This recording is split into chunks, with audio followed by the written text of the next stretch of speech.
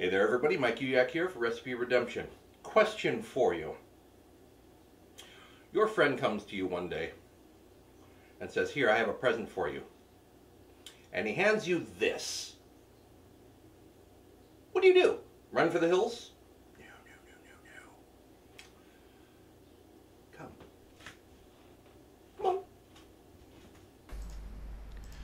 So get yourself a big pot of boiling water and dunk your duck in it for about a minute to a minute and a half. And oh, by the way, ducks float, so you're going to have to hold them underneath the water. I'm just using tongs, but some people actually just weight them down with a brick. After his bath and a bit of a cool down period comes the plucking part. And I think I had them in there actually for a little bit too long, because pulling the feathers, I'm actually getting some skin with it. But that's okay. Do what you can to pluck the feathers off. And one thing that might actually make it a little easier is removing the wings ahead of time. Just using my kitchen shears, cutting right through that joint. Gets those wings out of the way and makes it a lot easier to access the rest of the bird. Once you get the big feathers off, it's all the small little downy feathers underneath, and you can see I've lost some skin on the breast of this particular duck. But keep at it. It'll take you about 5 to 10 minutes to get them all. And it helps from time to time to rinse. And it actually helps to do this outside, so you have a hose, and so it doesn't make the house smell like wet duck, or kind of wet dog in a way. And don't forget those tail feathers. They come off as well. Give them a good rinse, and you should have pretty much all of them. By the way, those feathers get everywhere too. Now, to the cutting board. Still have a few stray little feathers here. Now on this, I know that some people actually do eat the head, they eat the feet, all that stuff. I'm not going to bother. This duck is small enough that I'm not really going to get a whole lot out of those, so just going to take my cleaver, or you can use kitchen shears, and just hack those off at the joint. And now I'm going to use my kitchen shears to spatchcock this duck. Find the neck where you just chop the head off. Get a few last feathers out, and just insert your scissors and cut right along that backbone, right through the ribs, up one side, down the other, just like this.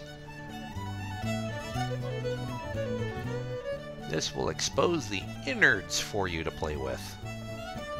And there's a little bit of connective tissue, so do what you need to do. Snip that backbone out. Now you got all those lovely organs, which you can take over to the sink and scoop out with a finger. Now you have a nice clean duck, ready for cooking.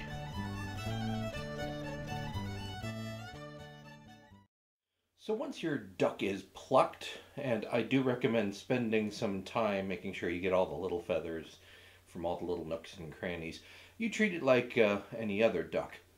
I didn't really have time to brine this one, so I just put it in a marinade for a few hours. A little bit of poultry stock, some red wine, bay leaf, salt, plenty of salt, a little bit of balsamic vinegar, actually, and some black peppercorns.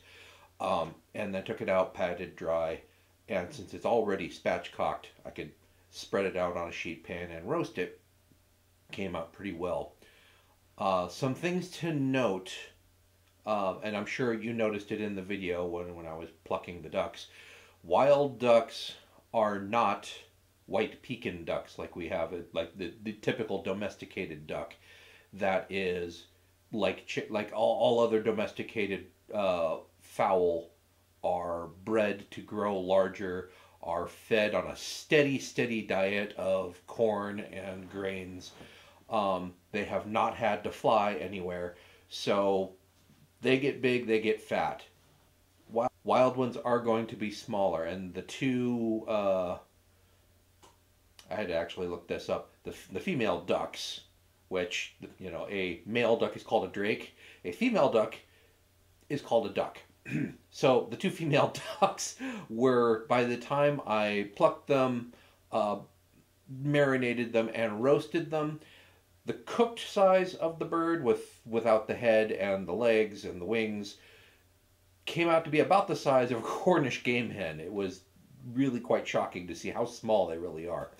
Um, Once you're all done with them, but so be aware of that. That it's not going to be like a store bought duck.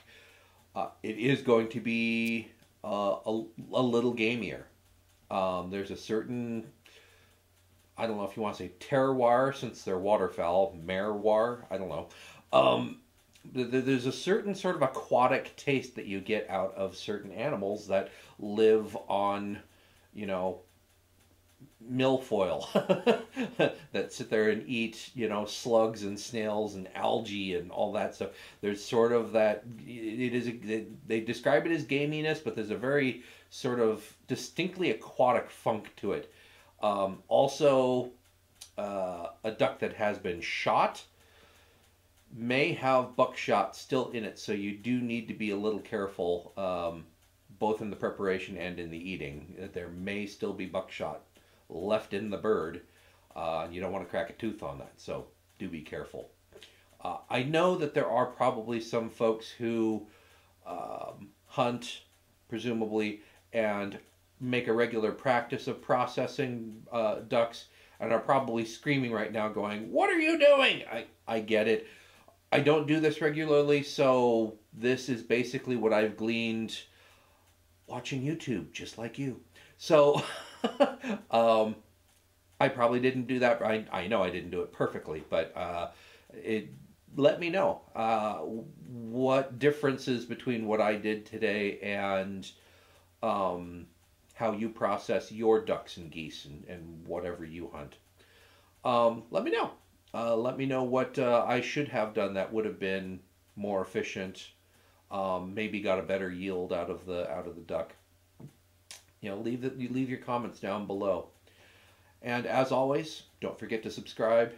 And if you have any other wild game that I should try to procure and then dress and cook here at home, let me know, and I'll see if I can get a hold of some that hasn't already been prepared for me. That may be a bit of a challenge, but we'll see. I know some outdoorsy folks, so maybe I can get a hold of that. But in any case, thanks for watching, and I will see you here next time here on Recipe Redemption. Bye now.